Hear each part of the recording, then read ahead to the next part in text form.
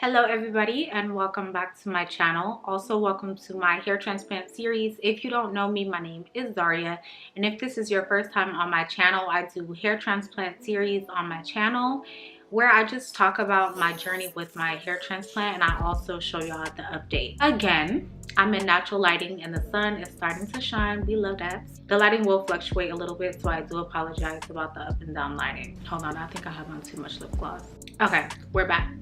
In this video, I wanted to talk about why I decided to get a hair transplant, because it's a lot of controversy on hair transplants, which I don't see to be a problem, but a lot of people have told me not to do it, and we'll get all into that. But I want to start off with why I decided to get my transplant, what caused my hair to fall out, what caused me to have traction alopecia and very thin edges, because my edges were transparent, translucent, they were thin.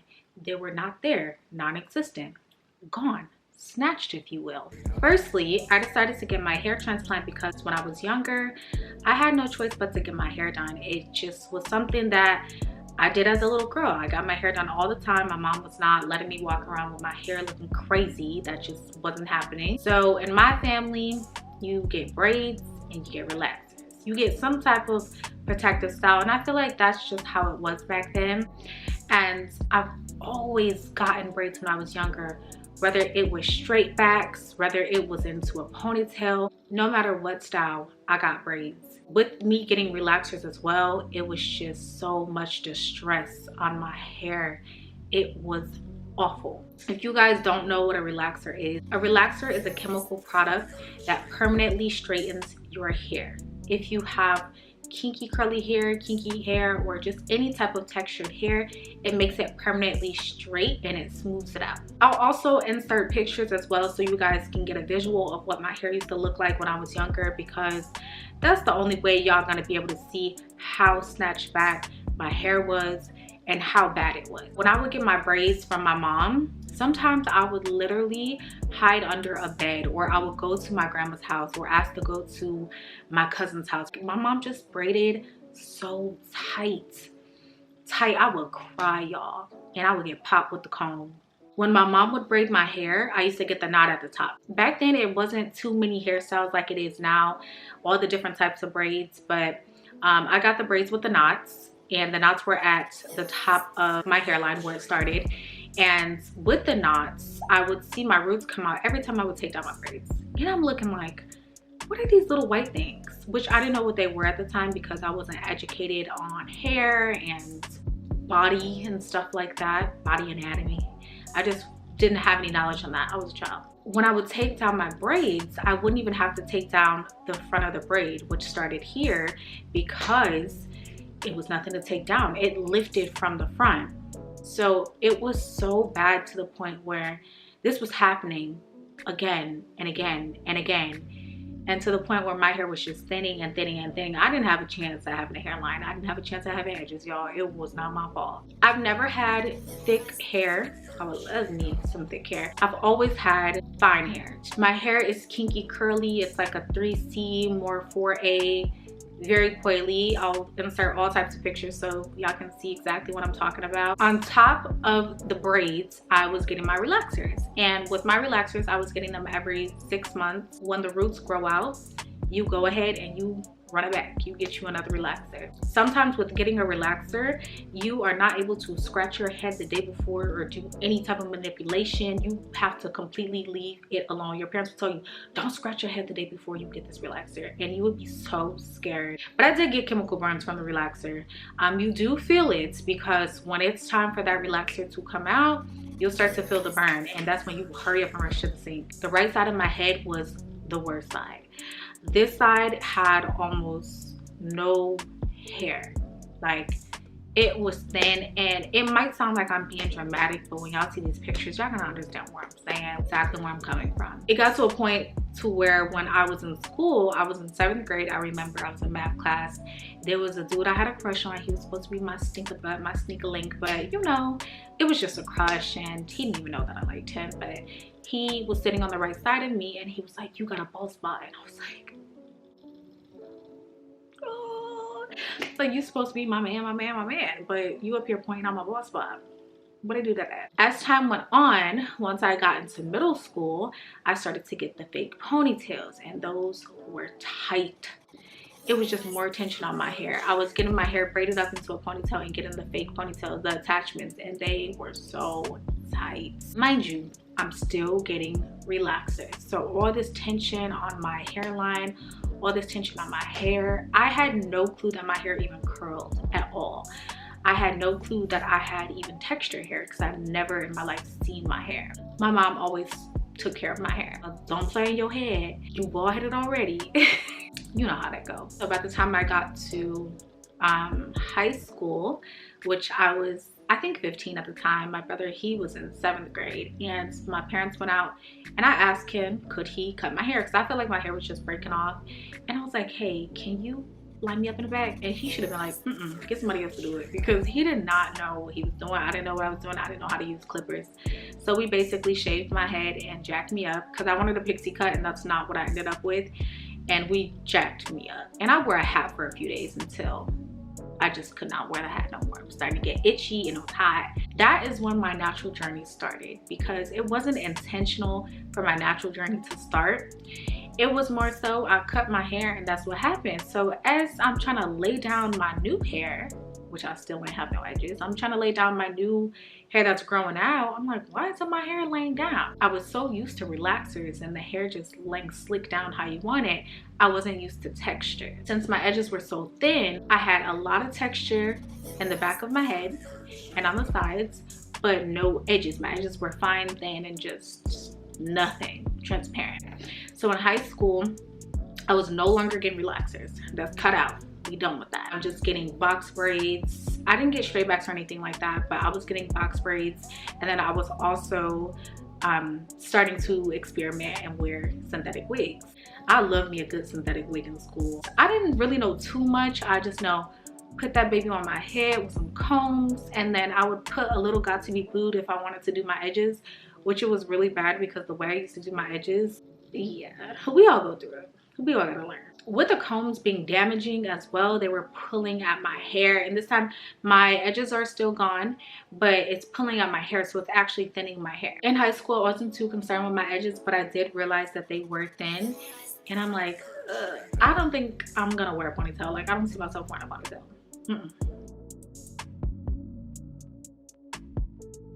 After high school, I got into lace wigs.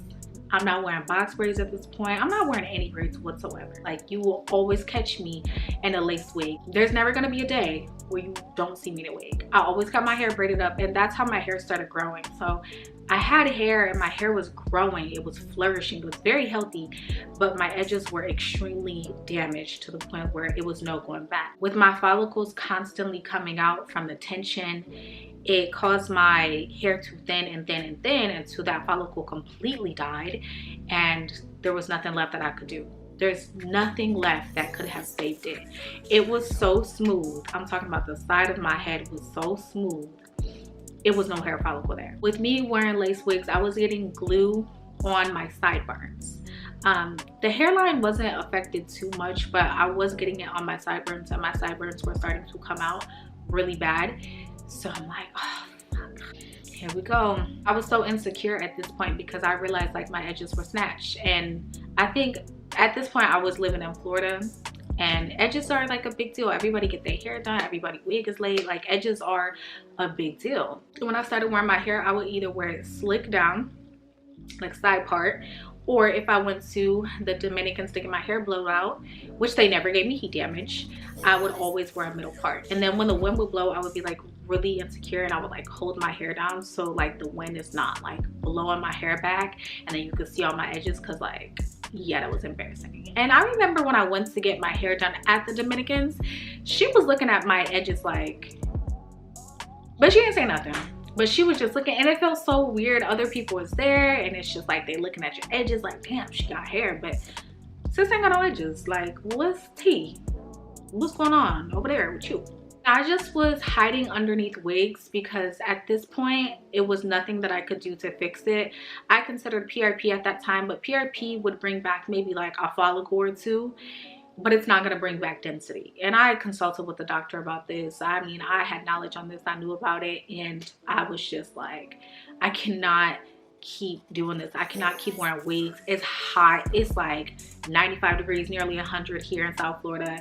And then on top of that, you have me constantly manipulating my hair, trying to slick it down all the time. Mind you, I'm not blowing my hair out to slick it down. I'm slicking it down when it's wet, and I have very kinky curly hair, so it's just waving up. And then this side was really bad, so I always swooped it this side, and then this side wasn't too bad, but it was bad. So this side was bald, and then my hair would crinkle up, and then you would see my scalp, and I'm just like,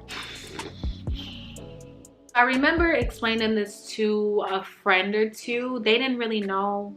Nobody knew how my edges look. I would not show anybody. Nobody besides my family, because we live together. But as far as friends, nobody knew how my edges look, and I wanted to keep it that way, because you know I'm gonna be catching me lagging. Once I found out about hair transplants, I tried to explain it to her, like, I want to get a hair transplant. She's like, why? Your hair is so nice. But she didn't like understand, like, I don't have no edges. And it was just causing me hair depression. So I tried to explain that to her, and she's like, girl, seriously, hair depression? And I'm like, yes, like, people go through hair depression. Yes, it's a real thing.